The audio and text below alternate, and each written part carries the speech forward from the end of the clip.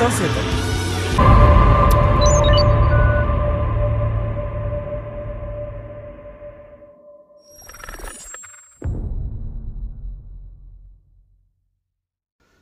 Et coucou à tous, c'est Aiolos Davy, j'espère que vous allez bien, que vous vous portez bien. Et aujourd'hui, je suis pas tout seul, vous ne le voyez pas, mais il y a mon fils de l'autre côté, du coup c'est lui le caméraman. Et oui, il n'est pas allé à l'école et du coup on tourne une petite vidéo.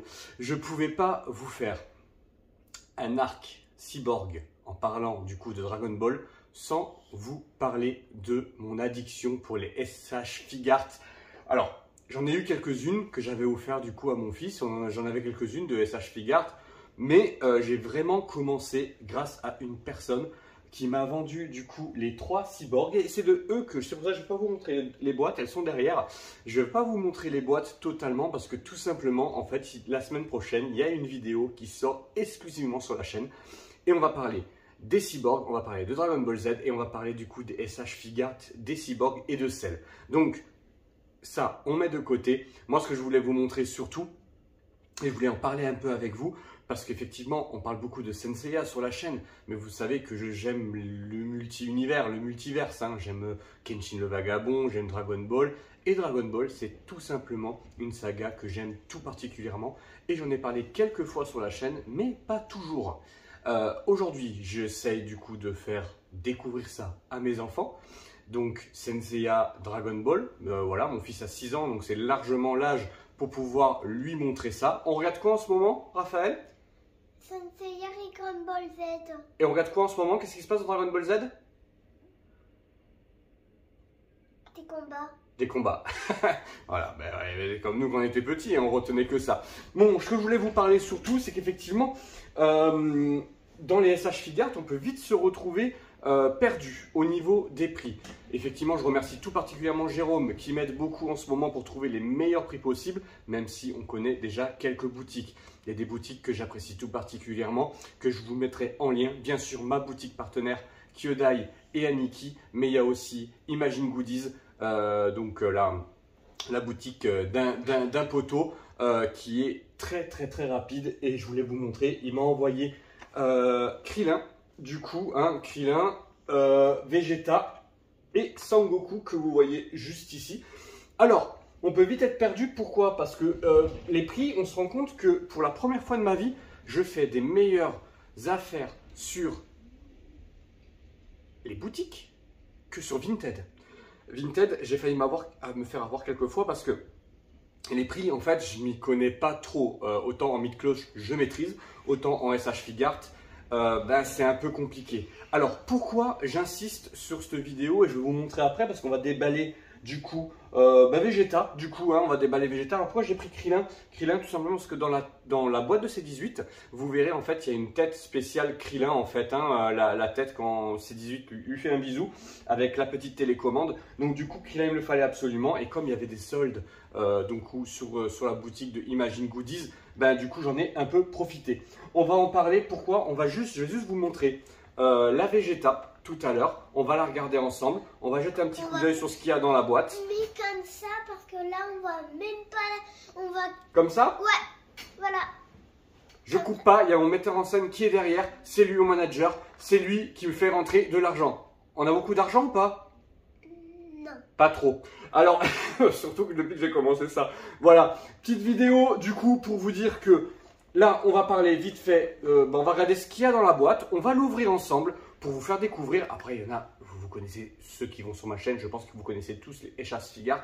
Mais honnêtement, je prends énormément de plaisir à les manipuler, énormément de plaisir à faire des posings. C'est infini ce qu'on peut faire avec ces figurines. Je vous avais déjà fait une petite vidéo avec les Naruto de SH Figart. J'ai les SH Figart aussi de Cowboy Bebop. Mais les Dragon Ball, je ne m'y mettais pas vraiment parce que je sais qu'une fois qu'on met le pied dedans, l'engrenage, voilà.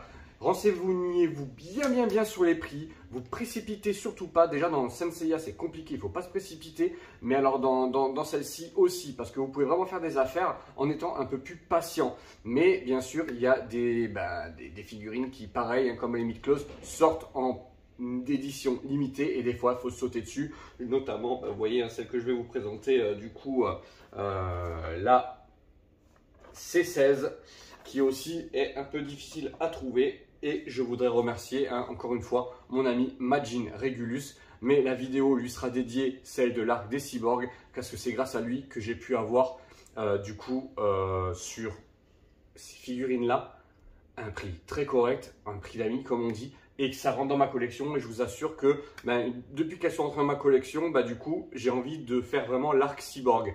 Je vais essayer de ne pas trop partir sur d'autres univers. Vous le comprendrez dans ma prochaine vidéo parce que je ne veux pas partir dans tous les sens. Allez, je vous fais une petite présentation de SH Figart, vous allez me dire ce que vous en pensez. Allez, on s'intéresse du coup à cette figurine. Donc vous voyez, c'est quand même pas mal de pouvoir faire une petite explication de ce qu'on va présenter, de ce que je vais présenter sur la chaîne, sur quelques vidéos, je pense. Du coup, ici, donc c'est la version Vegeta, après l'arc Cell du coup, hein. Donc il le notifie pas. Je pense que c'est du coup la version du coup qu'on peut retrouver dans l'arc bout, mais c'est surtout la version qu'on voit du coup dans Dragon Ball Super, je pense, parce que là on est vraiment sur, ouais, c'est quoique dans l'arc, non, je vous dis une bêtise parce que l'arc Dragon Ball Super il a sa tenue de Saiyan.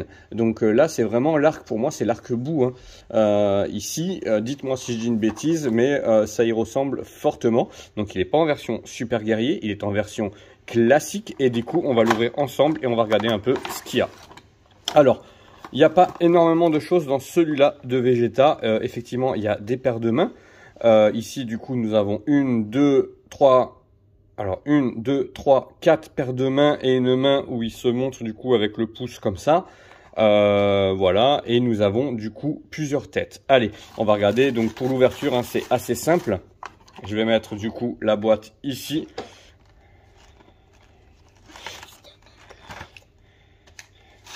Et Raphaël me dit qu'il y a plus de mains que de têtes. Oui, c'est vrai, Raphaël. Parce que la 4 têtes, il a plus de mains. C'est vrai, tu as raison. Et voilà, heureusement que Raphaël est là pour m'aider. Effectivement, il a raison. Il y a plus du coup de paires de mains que de têtes. Effectivement, grâce à la main avec le pouce. Allez, on va se rapprocher un tout petit peu sans... Ah, bon, les mains tombent, c'est pas très grave. Donc du coup, vous voyez, vous avez des têtes vraiment typiques de Vegeta.